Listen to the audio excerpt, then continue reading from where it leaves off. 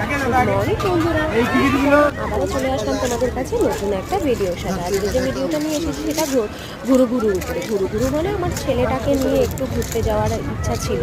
আমরা তো অনেক জায়গায় ঘুরতে যাই, সবই 2 দিন 4 দিন 10 দিন এরকম 12 দিন 13 দিনের, কিন্তু ছোট ছোট জায়গাগুলোই মেনলি আমাদের ঘোরা হয়ে ওঠে না। তো ভাবলাম ছেলেটাকে একটু চিড়িয়াখানার ভিক্টোরিয়া নিয়ে যাই।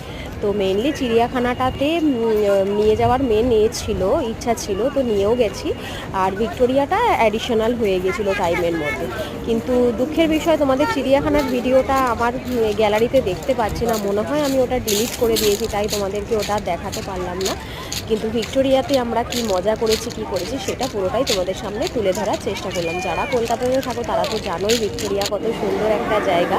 আর জানো তো কত অফুরন্ত চেঞ্জ হয়ে গেছে। আগে আমি অ্যাকচুয়ালি আমার বর্ন অ্যান্ড বট আপ কলকাতায়, আমি এখন অন্য জায়গায় চলে এসেছি। তো যখন ভিক্টোরিয়াতে যাই, তো সেই সময় মানে আগের যে এতে ভিক্টোরিয়া মানে অন্যরকমই ছিল টোটালি। কিন্তু এবারে যখন গেলাম ভিক্টোরিয়া ভ্রমণে, তো পুরোটাই চেঞ্জ হয়ে গেছে, সব কিছু চেঞ্জ হয়ে গেছে। আমি তো জাস্ট টার্ন হয়ে গেছিলাম, মানে আমি জাস্ট ভাবতে পারছি না যে এতটা চেঞ্জ হয়ে গেছে সব, 7-8 বছরে। এটা ভেবেই আমার খুব নস্টালজিক হয়ে পড়েছিলাম সেই সময়টাতে।